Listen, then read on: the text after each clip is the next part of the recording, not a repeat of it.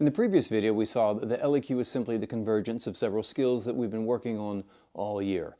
Making historical claims, supporting them with evidence, and situating the prompt in a historical situation. We're going to continue our look at LEQs by going back through the process in detail, showing you how helpful this is to get you to think about the organization of your argument and to put your essay together. Remember that graphic organizer basically has two blocks, each with a place for an assertion or historical claim and a place to list your evidence. This is a good way to brainstorm and plan your essay after carefully reading the prompt and figuring out what it's asking. Because what you're basically doing is setting up the paragraph structure of your essay. The 2 or 3 historical claims you come up with are repeated in the first paragraph as your thesis statement. Now this brings me to 2 points. First, despite what you learned in your English classes, here the thesis statements can be more than one sentence. Get out! In fact, the best ones usually are. Secondly, you actually write your finished essay in the opposite order in which you plan it out. What? The thesis is at the beginning, but you can't come up with it until you've thought about, brainstormed over, and put together several claims about the prompt. Let's walk through the process. The first thing is to carefully think about the prompt. This one says, develop an argument that evaluates the extent to which the expansion of land-based empires changed social structures in this period. I think it's a good idea to turn the prompt into a question and then come up with historical claims that answer the question with specific historical content. Remember, in the last video, we simply asked, how did the expansion of land-based empires change social structures? In thinking about this, make sure you stay within the terms of the prompt, which are land-based empires, their transformation of society, and the dates 1450 to 1750. And this is where your thesis and evidence have to reside. You can't write about the Mongols here because they lie outside the time period. Also, you can't write about the Portuguese Empire in the Indian Ocean because it's off topic. And you can't just write about expanding empires without referencing their effect on social structures. Nothing you write about outside the prompt counts in your argument. Think of the prompt as marching band or musical theater at school. It owns your soul for the amount of time that you're involved with it. Stop talking!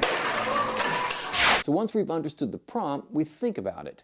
Land-based empires between 1450 and 1750. You're probably thinking of the Mughals, the Ottomans, the Qing, the Safavids, or the Russians.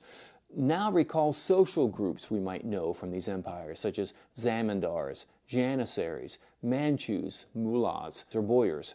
You don't have to remember everything, but try to brainstorm and write down anything that's relevant to the prompt. Now think about empire building. In centralizing and expanding their powers, many empires wanted to lessen the impact of powerful landowning elites. The Mughal Emperor Akbar, for example, diminished the power of the zamindars who tried to rule locally. The Russians had uncooperative aristocrats as well, the boyars, who had to be incapacitated in order to centralize and expand imperial rule. So here we formulate a specific historical claim that answers the prompt.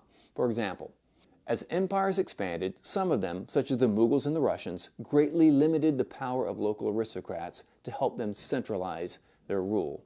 You see how well this works? First of all, it answers the prompt. It's about the expansion or centralization of empires. A claim along the lines of the Spanish Empire had Creoles or Peninsulares does contain some relevant factual history, but it's not an answer to the prompt, which is all about how empire expansion affected society. You blew it! Also, again, note the words such as. They nudge you forward into using specific cases in your claim, which is good.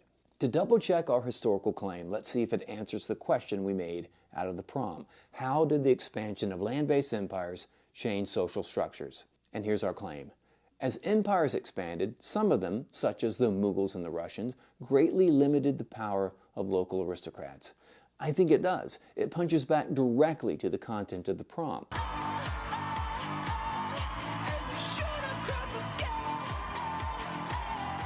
You put 2 or more of these together, and you have your topic sentences and your thesis. And your entire essay is already outlined. This is how you structure your essay and arrive at your thesis. Instead of using fill-in-the-blank templates or formula, just think intellectually and historically about the prompt and answer it directly. So here we have the topic sentences, the evidence we would use to support the topic sentences, and the thesis all done. Next, we turn to the fine-tuning of the LEQ as we situate the entire essay in its historical context and strive for more complex handling of the prompt. We'll see you then.